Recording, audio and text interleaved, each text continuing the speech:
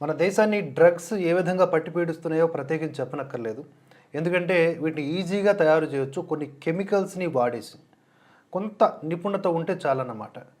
ఈ దుర్మార్గులు కొంతమందిని ఎలాగోలాగా దీంట్లోకి లాగి ఈ పదార్థాలను తయారు చేసి జనాల్ని చెడగొడతా ఉన్నారు. వాళ్ళ వ్యాపారం వాళ్ళు చేసుకుంటా.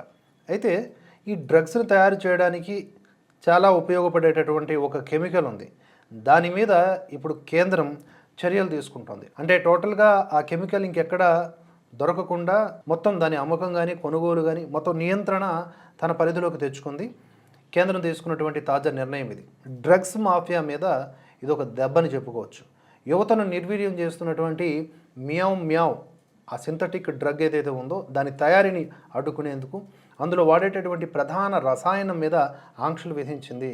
ప్రజల్లో మ్యావ్ మ్యావ్ లేదా డ్రోన్ అని పిలువబడే మెఫ్డ్రోన్ అనే డ్రగ్ తయారీకి వాడే 2-బ్రోమో-4-మిథైల్ ప్రొఫియోఫెనోన్ అనే రసాయనాన్ని కేంద్రం ఇకపై తన నియంత్రణలోకి తీసుకుంది. దీని కొనుగోలు, విక్రయము, ఉత్పత్తి, వాడకము అన్నిటిపైన కూడా కఠిన నిఘా ఉంచనుంది. ఈ నిర్ణయం ద్వారా డ్రగ్స్ నెట్వర్క్ వెన్ను విరవాలని కేంద్రం భావిస్తోంది. ఈ డ్రగ్ తయారీ వెనుక ఒక ప్రమాదకరమైన కోణం ఉంది. డ్రగ్ మాఫియా ఇప్పుడు భారీ ఫ్యాక్టరీల మీద కాకుండా చిన్న చిన్న రహస్య ప్రయోగశాలల మీద ఆధారపడుతోంది. ఈ డ్రగ్ తయారీ విధానం కూడా చాలా సులభంగా ఉండడంతో డ్రగ్ కార్టెల్స్ కెమిస్ట్రీ విద్యార్థుల్ని లేదా నిపుణుల్ని ప్రలోభపెట్టి వారి సాయం తీసుకుంటున్నాయి. తెలంగాణ, రాజస్థాన్, గుజరాత్, మహారాష్ట్ర వంటి రాష్ట్రాల్లో ఇలాంటి ల్యాబ్లు పుట్టగొడుగులా పుట్టుకొస్తున్నాయని అధికారులు గుర్తించారు. అనుమానం రాకుండా ఉండేందుకు వీళ్ళు ఏం చేస్తున్నారంట, ఫామ్ హౌజులు, గిడ్డంగులు, చివరకు అద్దె ఇళ్లలో కూడా వీటిని నడిపేస్తూ ఉన్నారు. ముఖ్యంగా తెలంగాణ రాష్ట్రంలో ఈ ముఠాలు చొరబడినట్లుగా తెలుస్తోంది. ఇటీవల మెఫ్డ్రోన్ తయారు చేస్తూ ముగ్గురు పట్టుబడగా వారి వెనుక హైదరాబాద్కు చెందినటువంటి ఒక ఆర్గానిక్ కెమిస్ట్రీ పిహెచ్డి స్కాలర్ ఉన్నట్లుగా విచారణలో తేలడం దిగ్భ్రాంతికరం. అయితే ఈ రహస్య డ్రగ్ ల్యాబ్లను గుర్తించడం ఎలా?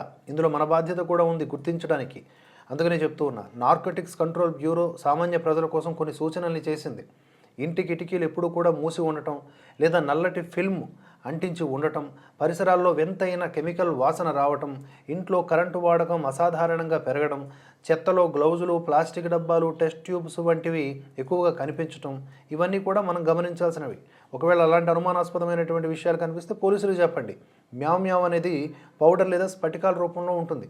ఇది వాడితే గుండె వేగం పెరుగుతుంది, మానసిక సమతుల్యత దెబ్బతింటుంది, చాలా ఆరోగ్యపరమైన సమస్యలు వస్తాయి. ఈ డ్రగ్స్ ముఖ్యంగా నైట్ క్లబ్లు, పార్టీల్లో, అది కూడా కాలేజీ యువతను లక్ష్యంగా చేసుకొని విక్రయిస్తూ ఉంటారు.